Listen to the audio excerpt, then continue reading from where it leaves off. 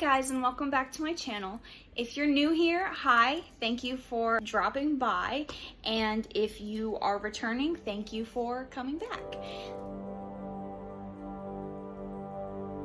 So, for today I thought we could talk about all of the books that I read in January. If you missed my mid-month wrap-up, I will have that in the description down below, but I will also be talking about those books very briefly. I will give you the title of the book and my star rating, but I won't be going quite into depth as I will be with the other books that I read past that video. So let's start with the books that I read. I talked about in my previous video. I actually ended up reevaluating the books that I read between December and January when I started my Goodreads challenge of reading 100 books. And based on the Goodreads dates that I had entered, I only read 3 books between January 1st and January 7th when I posted my mid-January, even though it was only the first week in January. I only read 3 books. So the first book that I read was The Raven Boys, and I gave that 4 out of 5 stars. The second book that I read was The Shadow of the Fox. This was a DNF, and I rated it 2 out of 5 stars. I did note in my last video that I might be returning to that, just because it sounds like an interesting concept. I just think I wasn't in the moment very here for it, so I might be returning to that if I have the time. And then the third book that I read was Everything I Never Told You. This was also another book that I did not finish, and I rated it 2 out of 5 stars. So we will now go on to books that I read between January 7th and January 30th, 31st. Six of Crows by Leigh Bardugo. I actually did a full-length review on this and I posted it. It's a spoiler-free review, so if you are still interested in reading this book, if you have not already, I will link that down in the description and you can get my full review on this with no spoilers. Once you watch it, you can decide if you want to read this book or not. I rated this book 4 out of 5 stars. This is about 6 characters. They conduct a heist to save an inventor that has created a very powerful drug. They are enlisted by their country's merchant council to conduct this heist, and it is in a foreign land called the Ice Court. The pros of this book is the character portrayals. I enjoy morally gray characters, and I felt like Leigh Bardugo did a very good job of introducing the idea that her characters are full real humans. Well, they're fully real people that react to situations based on their experiences, and they're not always going to react perfectly, and they're not always going to treat others perfectly either. I enjoyed the way that she did that. A con for me was that a lot of the plot-based twists I didn't enjoy. There was a character-based twist that I did think was relevant. There were several plot twists that I felt were unnecessary. This con could change once I read the second book because those plot twists could have become relevant. The moment only having read Six of Crows, I don't know if those plot twists I feel have actually made a difference in the story. House of Evil by John Dean. I rated this book 3 out of 5 stars. It is the retelling of the murder of Sylvia Likens. It's based on a true story, and it chronicles the case when it happened to when it goes to trial. A pro for me was I felt that it was an important book to publish in that it retold this story, and it's important to pay tribute to Sylvia Likens and the things that her and her sister had to go through. And for me was that once the trial hit and it became all about the justice system doing its magic, it felt very bland, and I think the writing quality really decreased. Educated by Tara Westover. This is a memoir about Tara Westover's experience with the education system. She was raised in a household that did not support public education. Usually ends up going to, I want to say Harvard or Yale or something along those lines. Picked this up because it was really highly rated, but I also heard that there was some controversy into the actual validity of the story. So when I did some research into this, and feel free to do your own research and read this, this is not to say that you shouldn't read this, I'm just telling you why I didn't. It kind of came to light through the retellings of her siblings and her parents that some of the major themes in this book were not accurate to how they actually happened. And while I think some exaggeration in a memoir is okay, I don't think that the major themes should be lied about, and I don't think covering up and exaggerating or fictionalizing events and just claiming it as your truth is okay. I think it is important that everyone gives their perspective, and while her siblings might not have the same perspective on their lives as a whole, that's okay.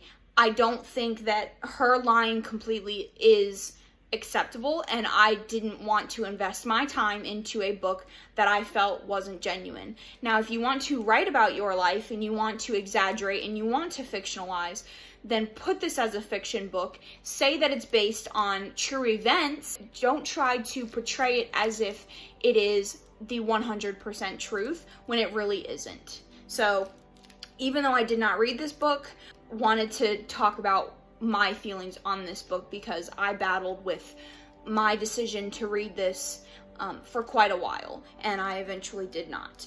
The next book that I started, I also haven't finished. Planning on finishing this. I picked up the audiobook Pet Sematary by Stephen King. This is about a family that moves, I believe, from Chicago to a small town, and they kind of live in a rural area. Well, their house is on a major highway, and so a lot of animals end up dying because of the vehicles that are racing by on this highway. And the children bury their pets in a cemetery behind this family's house. I've heard that it's one of his scariest. I think it is noted that he didn't even think that it could be published because it was so scary. So I really am wanting to finish this, and I'm hoping that I can finish it in February, in between all the books that I have already planned on reading. So I don't have a rating for this, but I am currently in the process of reading it, and I'm about 30-ish% of the way through. The Red Queen by Flippa Gregory and The White Queen by Flippa Gregory. They're both part of the Cousins War series. This is the first book and the second book. I read some of Flippa Gregory's books when I was in high school. I'm not sure if it was these or if it was other ones, but I remembered enjoying them. When I went to my local library, I decided that I wanted to give these a shot, and I was not impressed. I started by reading The White Queen, and when I was doing my journaling to kind of give you guys a pro and a con for this book, I could not think of a single pro. If I had to choose a pro, I would probably say that the writing is very easy. It's not complicated writing. This is a historical fiction, but it's not written, very flowery or in language that you can't understand. So this book is about a woman whose husband passes away in a war that I believe was probably portrayed in another one of her series, and she is left with 2 boys and no land. So she moves in with her parents, and she decides that she wants to implore the king to talk to the folks that own her land and have them returned to her.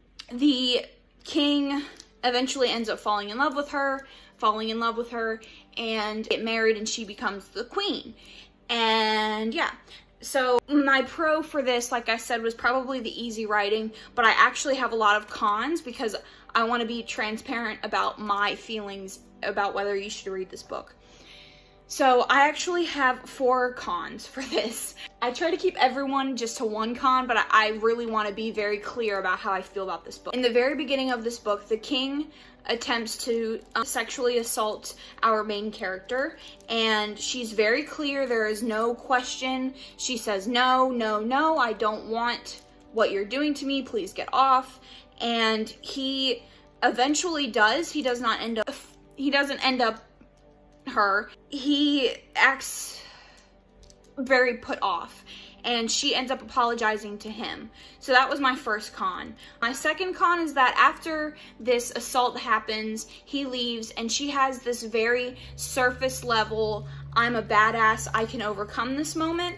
And the reason that I call it very surface level is because she immediately begins acting how she did before, which is my third con. So she ends up deciding that she's in love with him and she can't live without him, and that she's gonna wait for him, and she does. And so the majority of what I read about, I would say I read a good 40 to 45% of the book is her just sitting around waiting for him. Was very irritating for me, because I feel like she had a very fake epiphany about who she was, and then she blew it off for this king. And then my fourth and final con was that she had two sons that were from her first marriage. She never names them that I recall, and she never talks about them. I started The Red Queen, and when I say I started, I mean I don't know what it's about. So this is about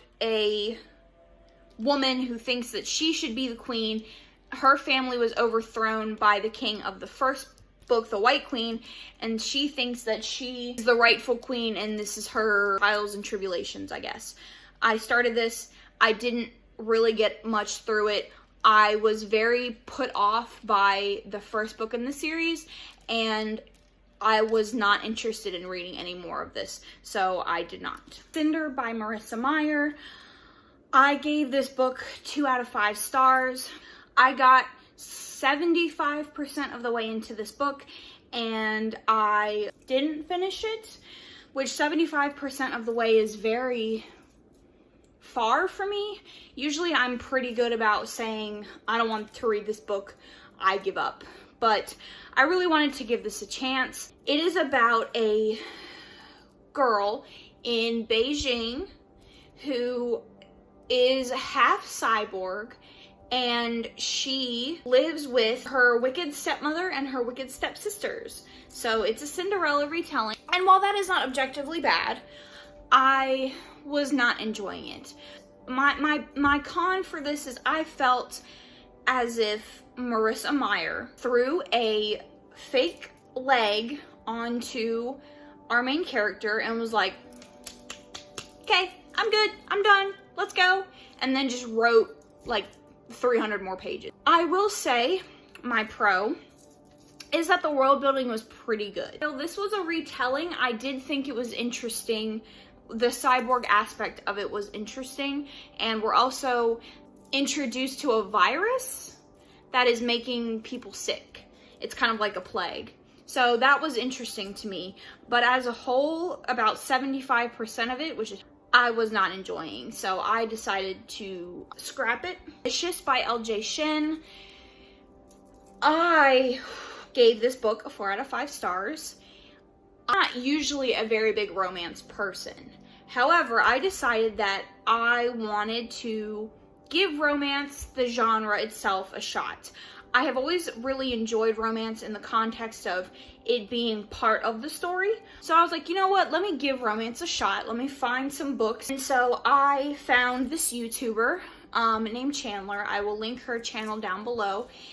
And she gives great book recommendations. She gives recommendations for Kindle Unlimited. She gives recommendations for like sometimes regularly published books, but not really. She gives soft romance, hard romance, every kind of recommendation you could possibly imagine. So if you are interested in romance, or you're in it and you need some recommendations, then she's definitely the channel to go to. Books that she recommended was Vicious by LJ Shin.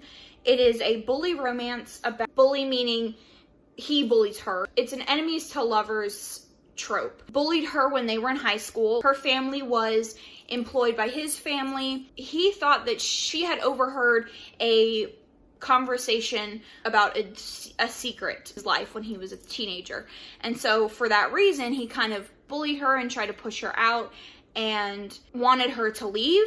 And so he did everything that he could to make her feel like she wasn't welcome. Flash forward to their adult lives, and she eventually runs into him while she's waitressing, and he offers her a job. I discovered that I really like enemies to lovers. I think that if it's written really well, then the tension can kind of be exhilarating. Enemies to lovers thing was really a pro for me. And one of the cons for me would, not really a con for me specifically, but a con that I can imagine might be an issue that kind of I want to warn people about. The bullying aspect. He is not nice to her. He calls her names.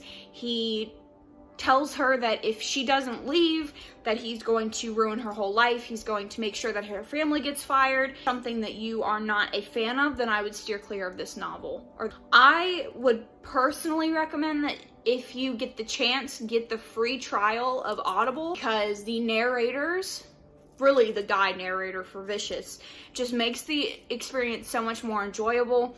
I think he really has the voice of how I would imagine Vicious would be if I was reading this physically. Punk 57 by Penelope Douglas. This is another bully romance, the enemies to lovers trope. I also listened to this on audio. Two pen pals. They've been pen pals since they were in, I think, elementary school, and they've never met each other. They agreed that they would never look each other up online, so they have no idea what the other person looks like, and they end up meeting in high school. And one of them knows who the other person is and the other one doesn't, and so they're kind of grappling with this idea of the person that they're seeing intimately, and then the person that is being portrayed to the rest of the world. I think a lot of people would shy away from this being set in high school, but I think that LJ Shin did a good job of portraying actual high school relationships, because whether we want to admit it or not, high schoolers do have sex and they do immature stuff. So I thought this was a really good portrayal. Those are my pros, really. But my con is that the side characters were really vastly underdeveloped. They kind of very stereotypically fit the tropes of the high school cheerleader, high school gay guy. Like, they weren't really discussed or fleshed out. So it made the two main characters feel heads and shoulders above their peers. Their peers felt very high school, whereas they didn't. Chilling Adventures of Sabrina, Volume 1 and 2. I rated this 4 out of 5 stars. A lot like comic books, it can sometimes be harder for me to determine what I didn't like and what I did like. Generally, I just take them as they are, and so I gave this 4 out of 5 stars. And my pro for this would really be everything, and my con would be that it's too short. So I also gave these 4 out of 5 stars. Like I said, I don't generally tend to pick these apart, because usually I know what I'm getting into. Bumped up to 5 if something just blew me away, but generally it's 4 out of 5 because I don't have many complaints. First one that I read, Penguin Triumphant. This is about Penguin. This is part of the Batman comic there's millions of series, but about Penguin. So this didn't really disappoint. I pretty much knew what it was going in, and so the graphics are great. It's really colorful, and the story was enjoyable. It's a short read. I really use comics as sort of a palate cleanser. If I'm in a reading slump, or I read something that's particularly really good or particularly really bad, and I really don't feel like picking up an actual book, then I will go for a comic or a graphic novel. Batman Year One. I'm sure everyone is aware of the Batman story. This briefly has some of his origins in it, and then you just get some more of him building himself up into Batman. Like I said, I gave all of these 4 out of 5. Nothing about this was really spectacular to me. I knew the origin story of Batman, but I really just wanted to get into this particular arc of Batman, and so I read this one. And then last, I rated all of these together as 4 out of 5, but I would probably give this 5 out of 5 because I really enjoy Two-Face. I think that the illustrations in this are really pretty. It's very vibrant, and there's a particular scene that really bumped it up for me. Just the graphics bumped it up for me, and I like the way that the artist did this. Two sides of a coin, Batman and Two-Face, and they're kind of having this, both having this inner dialogue, these inner struggles about, he feels like he can relate, and he's struggling with his true side and his bad side, and he kind of can relate to that.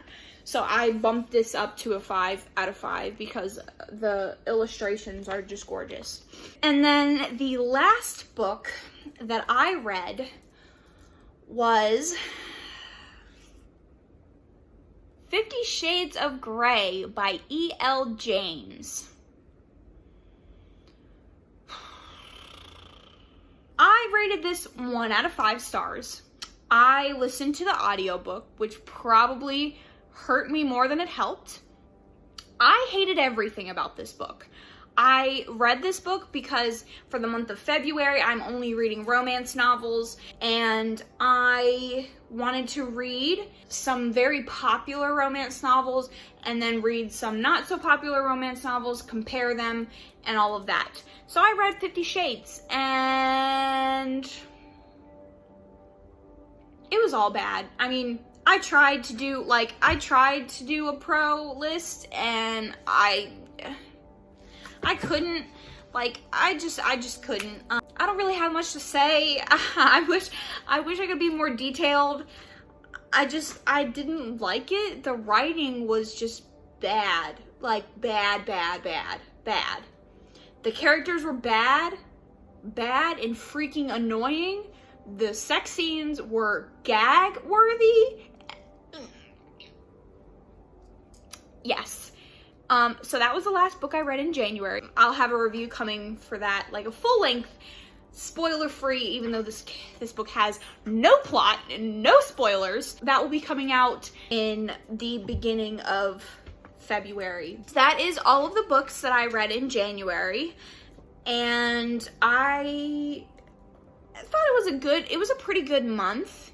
I really wanted to get more into audiobooks because I have a pretty long commute, and so I wanted to have something productive to do during that drive. And I also have a lot of free time at work sometimes, so it's nice to be reading, listen when I'm cleaning and things like that around the house.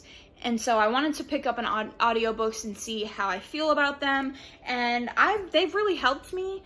I think sometimes the audiobook makes the book better, like in Vicious. That really, I feel like, made the experience better for me. Sometimes it can make it worse. That concludes my January wrap-up. I hope you enjoyed. If you have any comments, recommendations, anything like that, feel free to comment down below. In my description box, I'll have all my social medias. I will also link Chandler's channel. If you enjoyed, make sure you like and subscribe and hit that bell notification so that you know every single time I post. And I hope to catch you next time.